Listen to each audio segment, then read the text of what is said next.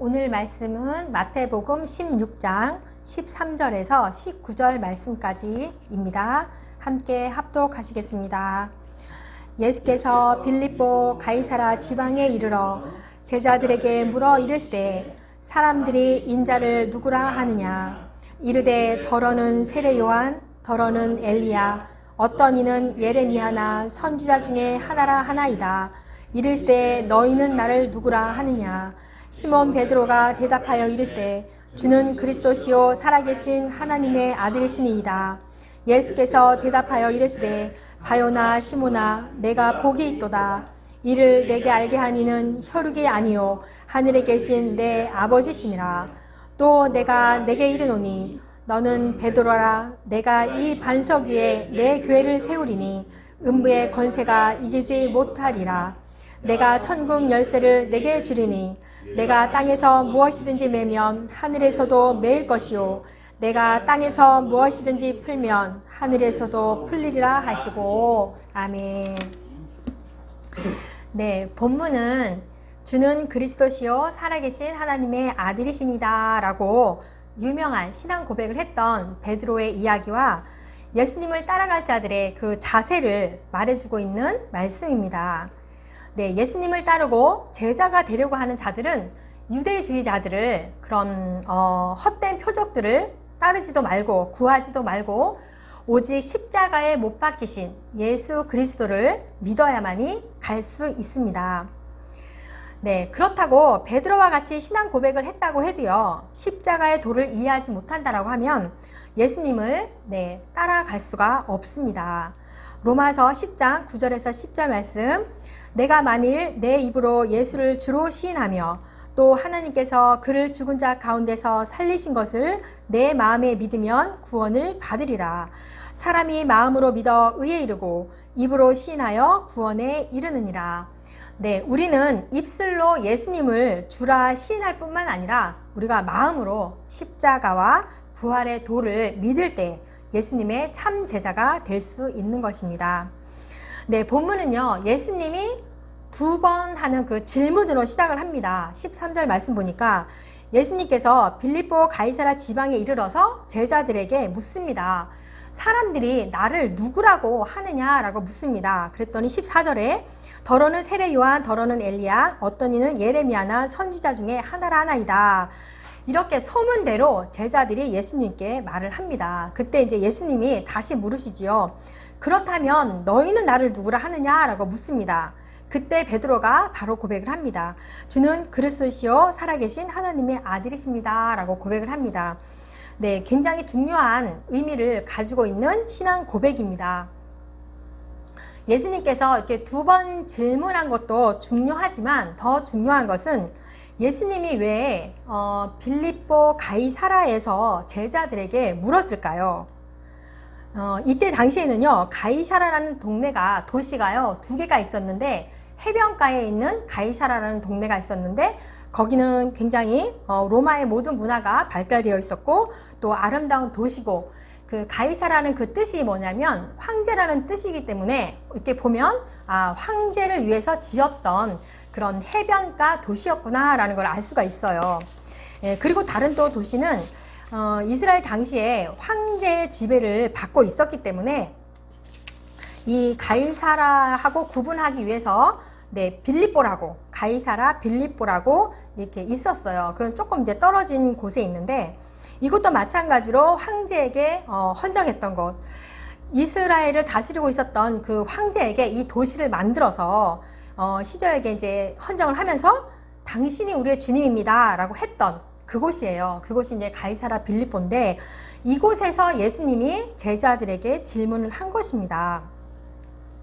그래서 예수님이 제자들에게 너희는 나를 누구라 하느냐 물었던 장소가 되게 중요한데 그 장소는요, 헬라어 문화로 이렇게 전파되기 위해서 굉장히 헬레니즘 문명이 발달되었던 그런 도시이고, 또 로마 문명이 발달했던 도시이고, 또 로마의 신전들이 굉장히 많았고 우상 숭배했던 그런 신들이 굉장히 많았던 그런 곳이에요.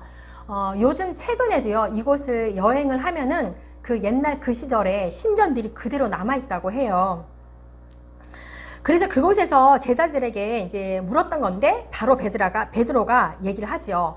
네, 로마의 신들이 아니라 우리와 함께 계셨던, 우리와 함께 동고동락하신 당신이 하나님의 아들이십니다. 우리의 구원자이십니다. 우리는 당신을 믿습니다. 라는 그런 고백을 했던 곳이에요. 그래서 이제 이 가이사라가 다스리고 있었던 그 황제에게 이 헌정원 이 도시에서 예수님의 제자들도 마찬가지로 우리의 주님은 가이사라가 아니고 오직 당신 예수님입니다 라고 고백했던 그런 곳입니다. 로마라고 하는 그 세계가 어떤 것입니까? 네, 힘 있는 사람이 힘없는 사람들을 억압하고 착취하고 이런 것들을 다 정당화했던 그런 곳이고, 또 말을 듣지 않으면 막 두들겨 패가지고 말을 듣게 하고, 그래서 고분고분하게 말을 잘 듣게 만들어서 그것이 평화의 시대라고 이렇게 말을 했던 그 곳입니다.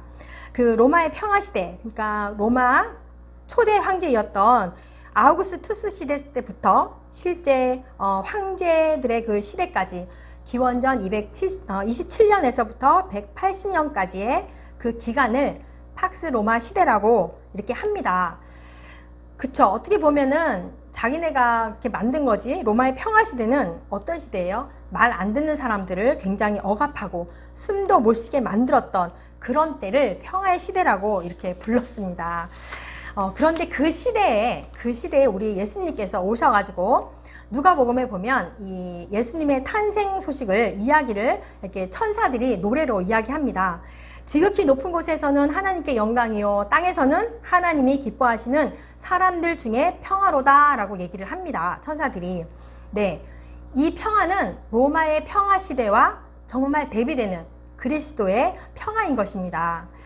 네, 예수님께서 가져오신 이 평화는 힘으로 누르는 그런 평화가 아니고 힘 있는 사람이 오히려 가장 낮은 자리에서 섬김으로 생기는 평화를 말합니다.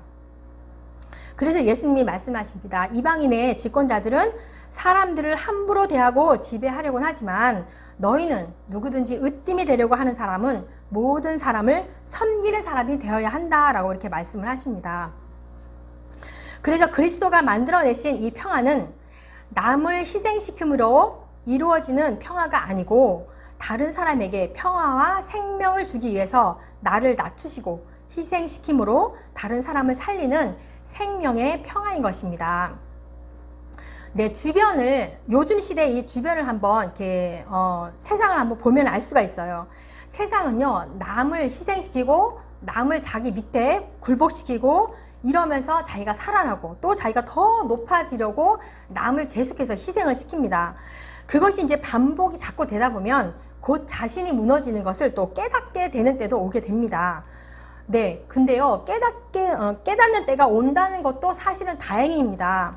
왜냐하면 다시 돌아갈 기회가 있기 때문인 거죠. 그런데 대부분의 사람들은요, 돌아갈 기회를 잡지 못하고 계속 그 유혹에 빠지게 되는데요. 슬픈 일인 거죠. 그래서 우리가 이렇게 예배하고 주님 안에 있는 것은 나 역시, 저 역시, 여러분 역시 사는 일이고 남을 살리는 일이기도 합니다. 끊임없이 주변을 살펴보시면서 말씀으로 교제를 하시고 세상의 가치를 두고 살아가는 그런 사람들에게 돌아올 기회를 계속 우리는 줘야 합니다. 그래서 우리 참 그리스도인들은요, 세상을 향해서 맞서 싸울 필요가 없습니다. 왜냐하면 그리스도께서 주시는 평화로 우리는 이미 승리를 했기 때문입니다. 우리는 가치관이 하늘에 있기 때문에 그렇습니다.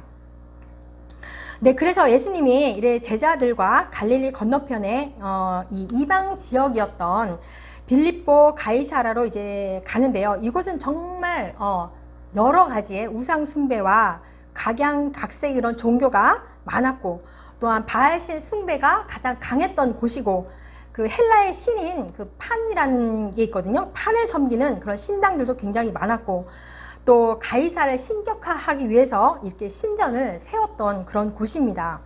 그러니까 이런 곳에서 예수님이 그 질문에 베드로가 대답한 거죠. 하나님의 아들이십니다 라고 고백했던 것이죠.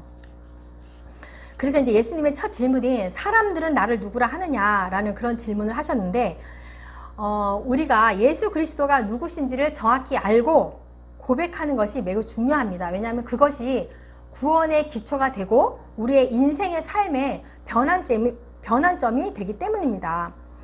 인생에 가장 중요한 때가 있죠. 네, 아기가 세상에 막 태어났을 때 중요하잖아요. 그리고 제 인생이 펼쳐질 결혼 중요하잖아요. 그리고 마지막 천국 가기 전에 잘 마무리하는 때가 있는데요.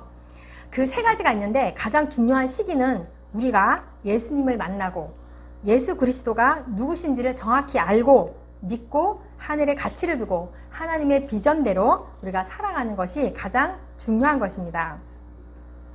네, 누가복음에 보면 재산 분배 때문에 이렇게 찾아온 한 부자가 있는데요.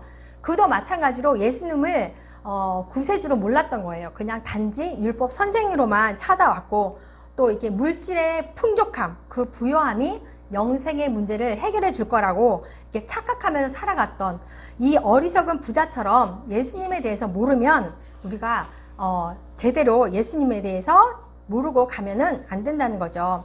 그래서 우리는 예수님이 누구인지 정확히 아는 것이 중요합니다. 우리는 예수 그리스도가 어떤 분인지를 이해하느냐에 따라서 또 달라지는 게 있어요. 우리의 삶의 자세와 신앙의 상태가 결정됩니다. 그래서 우리는 날마다 말씀 안에서 겸손해야 하고 계속 성경을 통해서 그분을 알아가고 발견하고 성령님의 도우심을 통해서 참 지혜를 소유할 수 있습니다. 네, 그래서 14절에 예수님의 이 질문에 그죠? 어떤 사람들은 세례 요한이 다시 살아났다고 하는 사람들도 있고 또 큰 능력으로 많은 기적을 행했던 엘리야가 아니냐라고 하는 사람들도 있었고 또 이제 백성들을 향한 그런 긍휼한 마음으로 여러 번 울었던 예레미야로 생각했던 사람도 있었다는 거예요. 그리고 선지자 중에 한 사람이 아니었냐라고 이렇게 알고 있는 사람들도 있었고 이것을 보면 아직도 예수님의 그 신성을 믿지 못하고 있었던 당시의 사람들의 마음의 상태를 잘 보여주고 있는 거죠. 네, 그래서 이제 15절에 예수님이 질문을 하는 거죠. 너희는 그러면 나를 누구라 하느냐라고 그런 질문을 하셨는데 예수님의 그 질문의 의도는 세상 사람들이 자기에 대한 견해가 잘못된 것을 지적함이었고 또 동시에 제자들의 입을 통하여서 바른 신앙 고백을 하기 위해서 질문을 했던 것입니다. 예, 믿지 않는 세상 사람들은 4대 성인 중에 한 사람으로 알고 있죠. 예수님을. 그리고 또 위대한 사상가 정도 그리고 도덕적으로 스승 정도로만 이렇게 알고 있는데 믿는 자들은 입술로만 고백하는 것이 아니라 깊은 우리 마음속 깊은 곳에서 온전한 신앙 고백을 해야만 합니다. 네, 그래서 이제 16절에 베드로가 이제 얘기하잖아요. 주는 그리스도시요 살아계신 하나님의 아들이십니다. 라고 고백을 했는데, 정말 예수님께 그 누구보다도 더 훌륭한 정답적인 모범적인 신앙 고백을 합니다. 베드로는. 네, 그렇게 베드로가 주는 그리스도시요 라고 한 것은 예수님은 메시아십니다. 그리고 하나님께서 자신의 뜻을 인간에게 나타내시려고 보내신 분입니다. 선지자들이 예언한 대로 모든 것을 성취하실 분입니다. 라고 진짜 믿음으로 고백한 것입니다. 네, 당시 사람들은 메시아를 그냥 인간 중에 고상한 정도로 생각을 했지만 베드로는 또 그렇게 고백을 하죠. 살아계신 하나님의 아들이십니다. 라고 이렇게 고백을 했는데 그것은 하나님의 아들로서 영원 전부터 계신 하나님의 본체시고 그리고 하나님의 자신이고 완전한 하나님이신 동시에 완전한 인간이신 메시아로 고백한 것이며 또 예수님의 그 신성을 분명히 믿었던 고백이었습니다. 네, 그래서 우리는 입술로만 신앙 고백으로 끝나면 안 되시고 내면의 깊은 속에 경험적 확신에서 나오는 생활의 고백이 있어야 합니다. 그래서 이제 17절에 예수님이 베드로에게 그 고백을 듣고 나서 말씀합니다. 바요나 시모나 내가 복이 있도다. 이를 내게 알게 하니는 혈육이 아니오 하늘에 계신 내 아버지시니라 라고 하십니다. 바요나라는 뜻은 요나의 그 아들이란 뜻으로 그러니까 시몬 베드로의 아버지의 이름이 요나라는 거죠. 예. 그러니까 예수님의 말씀은 베드로의 혈육의 아버지 요나가 아니고 하늘에 계신 예수님의 아버지 이제 즉 말하자면 하나님의 계시로 인한 신앙을 고백한 것이라고 이렇게 말씀을 하시는 겁니다. 그렇죠. 우리가 진정으로 예수 그리스도를 바로 알고 믿을 수 있는 것은 학식이 많은 자가 아니라 어린아이처럼 온유하고 겸손하고 하나님 마음에 합당한 자임을 알 수가 있습니다. 그래서 18절에 예수님이 시몬에게 베드로라는 이름을 주셨어요. 베드로라는 뜻은 반석이죠. 반석 위에 교회를 세워서 음부의 권세가 이기지 못하게 하시겠다고 이렇게 말씀을 합니다. 이 말씀은 그러니까 시몬 베드로라는 그 한 사람이 교회의 기초로 삼으신다는 그런 뜻이 아니라 그가 고백한 그 말씀 위에 예수 그리스도에 대한 신앙을 기초로 교회를 세우시겠다라는 그런 뜻인 거죠. 근데 그걸 오해를 삼아서 아직도 이 천주교에서는 이 구절을 근거로 해가지고 뭐 베드로를 초대 교양으로 삼고 그를 신격화하고 이러는데 그것은 이제 비성경적이라고 할 수가 있는데요. 그 이어서 이제 23절에 나오잖아요. 네, 23절에 그리스도를 고백한 이 베드로가 예수님의 적이 되어서 사탄이라고 이렇게 예수님께 책망을 받은 사실에 의해서도 우리는 알 수 있어요. 베드로를 그 한 사람을 교회의 기초로 삼는다라는 뜻이 아니라 그 신앙 고백 위에 교회를 세우시겠다라는 그 말씀인 거죠. 예, 그래서 예수님께서 특별히 내 교회라고 하신 말씀 속에 포함된 의미는 이제 헬라어로 에클레시아라는 건데 그 뜻은 하나님의 부르심을 받은 사람들의 모임이라는 거죠. 죄악으로 말미암아서 우리는 죽을 수밖에 없는 그런 세상으로부터 하나님께서 구원을 내신 사람들의 모임을 말합니다. 그래서 이 모임에 속한 모든 사람들은 모두가 죽음과 죄의 권세를 뛰어넘는 자라고 할 수가 있습니다. 네, 당연히 예수 그리스도에 대한 신앙 고백 위에 세워진 교회는 사망 권세를 이기고 부활하신 그리스도처럼 사단의 권세를 이기고 승리하게 되는 것입니다. 네, 19절의 말씀 보면 또 예수님께서 베드로에게 천국 열쇠를 주시겠다라고 합니다. 천국 열쇠는 예수님에 의해서 장차 앞으로 세워질 교회에 관련된 권위를 가리키는데 예수님을 주로 모신 교회의 복음 전파 사역의 권한이며 또 천국 열쇠는 천국 복음을 전하고 가르칠 수 있는 권세로서 참된 그런 제자들은 또 사도들은 유대인이나 이방이나 모두를 위해서 천국의 문을 열 수 있게 된 것입니다. 네, 그래서 이제 20절에 또 얘기를 하십니다. 이 베드로의 훌륭한 그런 신앙 고백이 있은 후에 예수님은 제자들에게 경고를 하시는데요.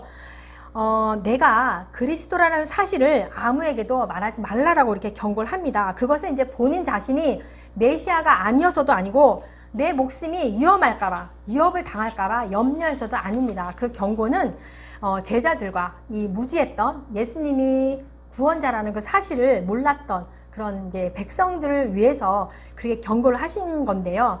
그랬잖아요. 그 예수님께서는 그 제자들의 그런 명예욕, 그런 불건전한 그런 것을 억제하기 위해서 자신의 신분을 공개하지 말라고 하신 것입니다. 그래서 이 모든 사실은 당신의 그런 죽으심과 부활을 통해서 자신이 직접 소개를 하시고 그 이후에 제자들이 그 사실을 직접적으로 체험하고 확인하고 그래서 복음을 전파할 수 있게 된 것입니다. 네, 주님은 우리에게 묻습니다. 너는 나를 누구라 하느냐라고 묻습니다. 네, 우리 삶 가운데서 주님은 나의 주인이십니다 라고 고백하며 살아가십니까? 네, 우리가 믿음을 가지고 인내하며 살아갈 수 있고 날마다 주님을 찬양하며 살아갈 수 있는 것은 성령 하나님의 인도하심이 있기 때문입니다. 네, 예전에 나는 열심히 했는데 그러한 외적인 모습 말고 내적인 모습이 어떠한지를 잘 살펴보십시오. 하나님의 비전을 보며 사역을 감당하는 건 역시 성령 하나님이 인도하심이 있기 때문입니다.